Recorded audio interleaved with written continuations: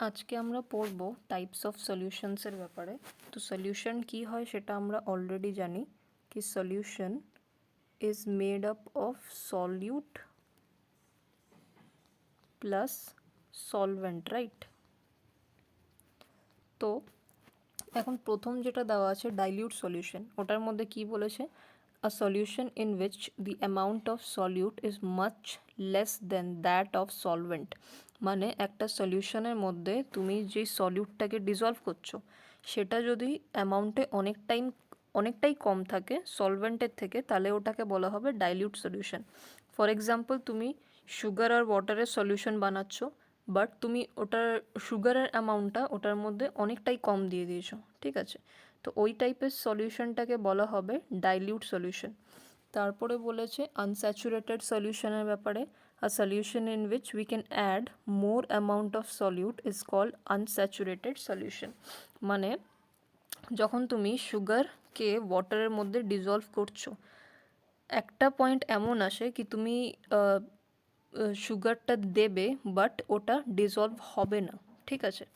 ওই টাইপের সলিউশনটাকে বলা হবে স্যাচুরেটেড সলিউশন। আর ওটা ঠিক অপোজিট হবে হচ্ছে আনস্যাচুরেটেড। মানে যতক্ষণ তুমি একটা সলিউশনের মধ্যে আরও সলিউট ডিজলভ করতে পারছো তখন বলা হবে ওটাকে আনস্যাচুরেটেড সলিউশন। আর যখনই তুমি ডিজলভ করছো একটা টাইম এমন আসবে যখন তুমি আর ডিজলভ ওটাকে করতে পারবে না, ঠিক আছে? ওটা ডিজলভ হওয়াটাই সম্ভব হবে না, তখন ওটাকে বলা হবে স্যাচুরেটেড সলিউশন। অলরাইট, তো এটা তুমি নিজেই ট্রাই করে দেখতে পারো। মানে একটুখানি জল নাও, ওটার মধ্যে চিনি না হলে নুন কোনোটাই একটা মিক্স করার চেষ্টা করো। তো একটা পয়েন্ট এমন আসবে কি তুমি সল্টটাকে ঢেলে যাচ্ছ বাট ওটা আর স্টিয়ার করলে কোনো মতেই ডিজলভ হচ্ছে না। তো ওই টাইপের সলিউশনটাকে কী বলবো আমরা? স্যাচুরেটেড। আর যখন তুমি more and more amount of solute বা নুন বা চিনি যেটাকে ডিজলভ করতে পারবে ওটাকে বলা হবে স্যাচুরেটেড সলিউশন। অলরাইট, তারপরে বলেছে কনসেন্ট্রেটেড সলিউশনের ব্যাপারে, a solution in which amount of solute dissolved is larger as compare to solvent.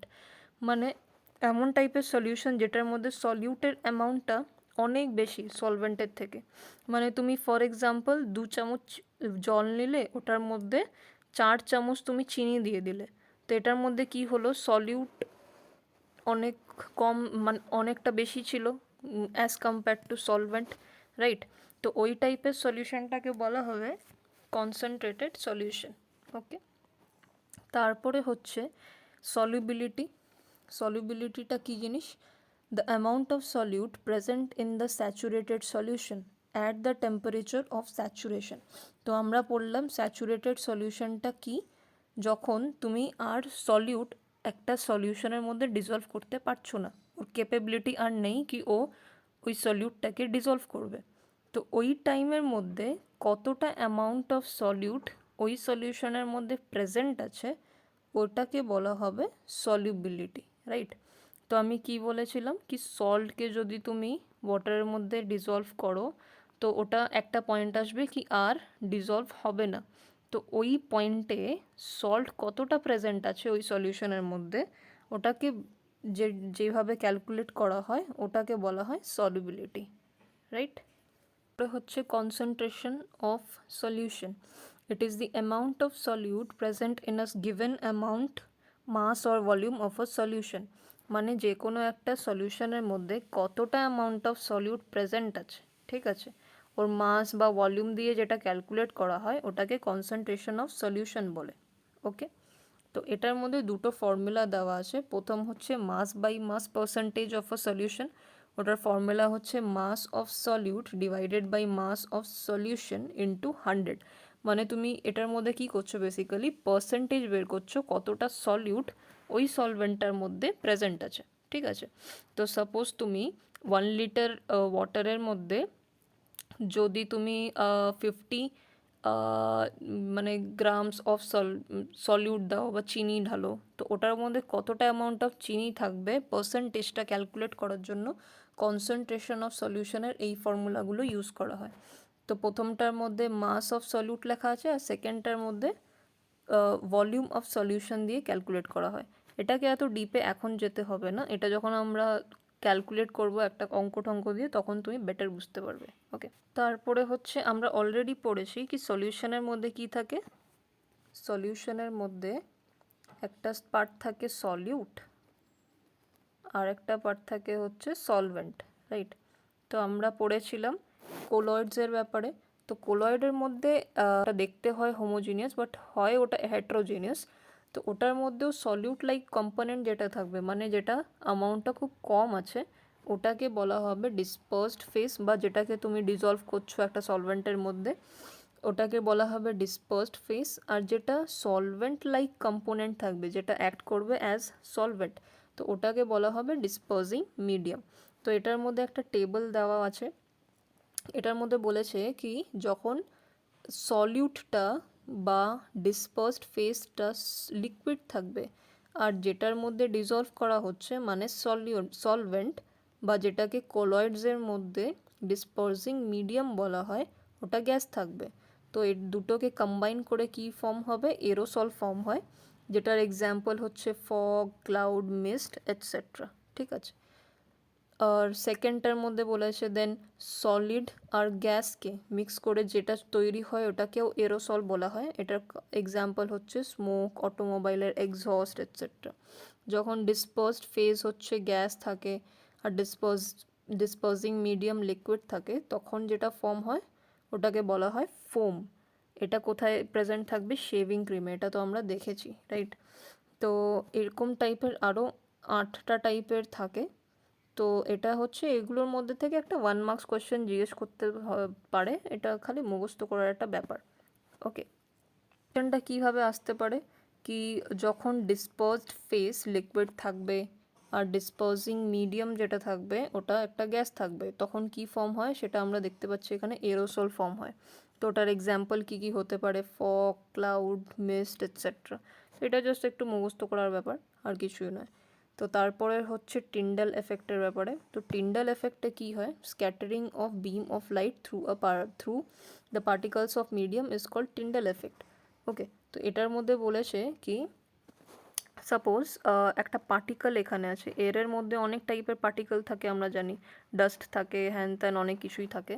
তো যখন লাইট রেটা এদিক থেকে ট্র্যাভেল করবে, তখন যখনই এই লাইট রেটা একে স্ট্রাইক করবে, মানে এটাকে ধাক্কা দেবে, তখন এই লাইট রেটা স্ক্যাটার হয়ে যাবে, মানে এদিকে ওদিকে ও ছড়িয়ে যাবে লাইট রেসটা।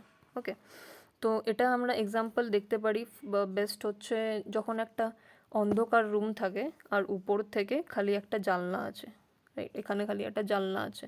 তো এখান থেকে যে সূর্যের আলোটা ঢোকে তখন ওটা কিন্তু সোজা ঢোকে না, ওটা খুব মানে ছড়িয়ে ঢোকে, অনেকটা এরকম ছড়ানো থাকে ওই সূর্যের আলোটা। ওটাকেই বলা হয় টিন্ডাল এফেক্ট, মানে scattering of beam of light through the particles. Okay, তারপরে হচ্ছে এটার মধ্যে দেওয়া আছে কি এই যে স্ক্যাটারিং অফ লাইটটা হয় এটা সব সময় হয় না, মানে যখন পার্টিকেলের সাইজটা একটু বড় থাকবে তখনই তো ওটাকে লাইটটাকে মানে স্ক্যাটার করতে পারবে, রাইট। বাট আমরা পড়েছি কি সলিউশনের মধ্যে পার্টিকেলের সাইজগুলো খুব ছোট ছোট থাকে, ঠিক আছে। তো ওয়াটার একটা সলিউশন, তো এটার মধ্যে যদি আমি সুগারও অ্যাড করে দিই তাহলে ওটার কিন্তু পার্টিকেলের সাইজটা খুবই ছোট থাকবে।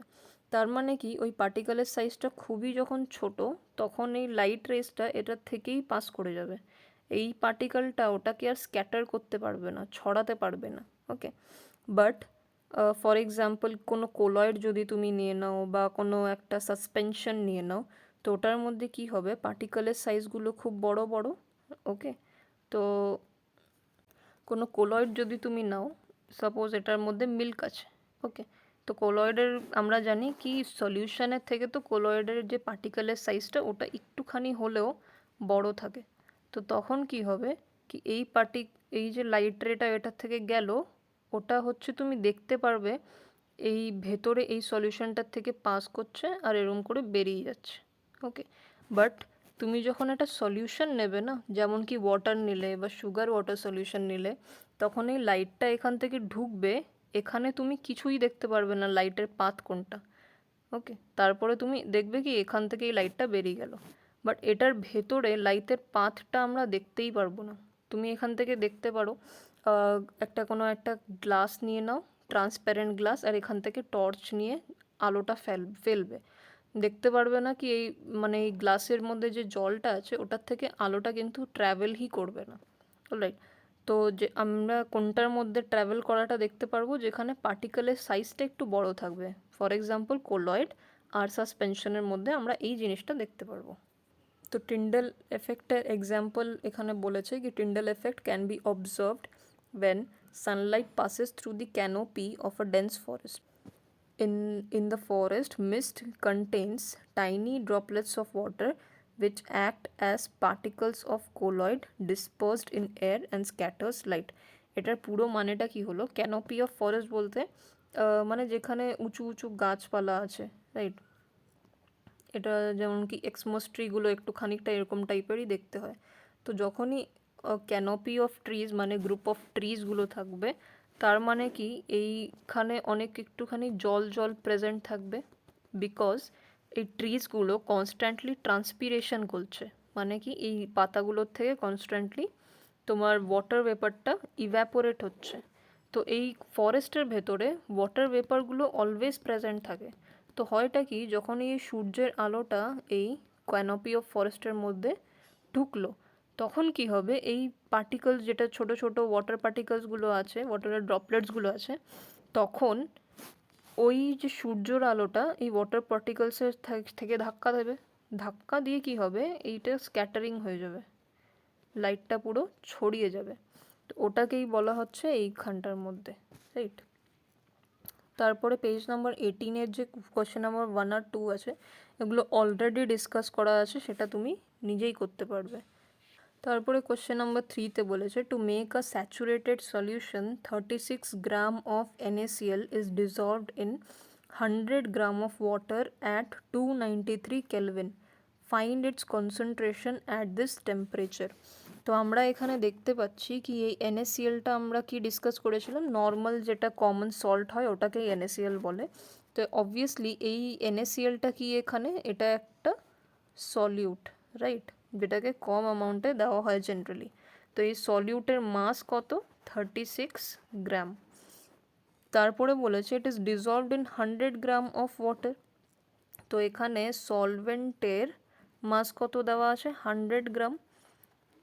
ওকে, তো আমরা জানি কি সলিউশন কিভাবে তৈরি হয়, সলিউট প্লাস সলভেন্ট দিয়ে, এটাই তো আমরা পড়ে এসেছি।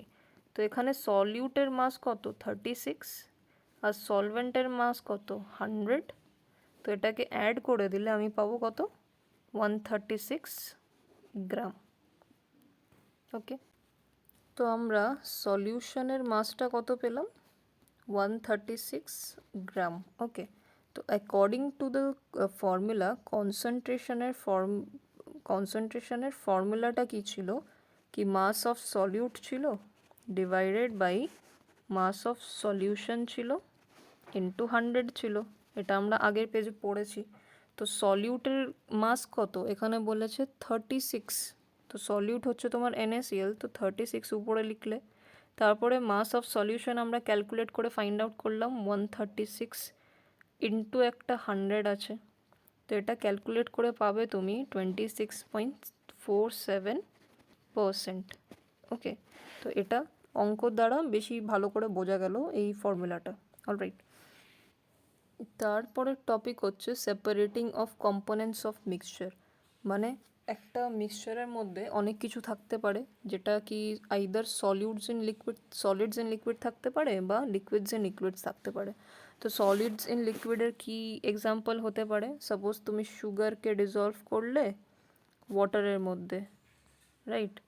তো ওয়াটারটা এখানে কি একটা লিকুইড আর সুগারটা হচ্ছে একটা সলিড।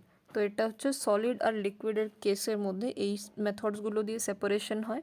আর লিকুইডস অ্যান্ড লিকুইডসের কী কী এক্সাম্পল হতে পারে, ফর এক্সাম্পল ওয়াটার আর অয়েল হতে পারে। তো অয়েলটা একটা লিকুইড, ওয়াটারও অ্যাগেন একটা লিকুইড। অ্যালকোহল আর ওয়াটার হতে পারে।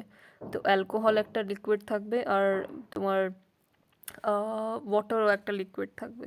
ওকে, তো এইগুলো দিয়ে একটা মিক্সচার তৈরি হয়। বাট আমরা অলরেডি পড়েছি কি মিক্সচার হচ্ছে দুটো টাইপের হয়, একটা হচ্ছে হোমোজিনিয়াস আর একটা হচ্ছে হেট্রোজিনিয়াস, রাইট? তো হোমোজিনিয়াস মিক্সচারের মধ্যে যখনই হোমোজিনিয়াস মিক্সচার থাকবে সলিডস ইন লিকুইডটা, তখন কি কি মেথড হবে? ইভ্যাপোরেশন হতে পারে, ডিস্টিলেশন হতে পারে, সেন্ট্রিফিউগেশন দিয়ে আমরা সেপারেট করতে পারি সলিডস আর লিকুইডসকে। বাট যখন হেট্রোজিনাস হবে ওই মিক্সচারটা, তখন আমাকে সেডিমেন্টেশন আর ফিল্ট্রেশন দিয়ে ওটাকে সেপারেট করতে হবে। আর যখন লিকুইডস ইন লিকুইডস থাকবে আর যখন ওটা হোমোজিনিয়াস সলিউশন থাকবে, তখন ওটাকে আমরা বলবো হচ্ছে মিসিবল সলিউশন, যেটা মানে মিক্স হয়ে যাচ্ছে এক দুজনের সাথে। এটার এক্সাম্পল তোমার কি জানো, অ্যালকোহল আর ওয়াটার হতে পারে। তো ওটা হচ্ছে নিজের মধ্যে খুব ইজিলি মিক্স আপ হয়ে যায়। তো ওটাকে সেপারেট করার জন্য ডিস্টিলেশন ইউজ হতে পারে আর ফ্র্যাকশনাল ডিস্টিলেশন ইউজ হতে পারে। এখন কিছু কিছু লিকুইড আছে যেগুলো হচ্ছে ইমমিসিবল থাকে, নিজেদের মধ্যে মিক্স আপ হয় না, যেমন কি ওয়াটার আর অয়েল। তো ওটাকে সেপারেট করার জন্য সেপারেটিং ফানেল ইউজ করা হয়। ওকে।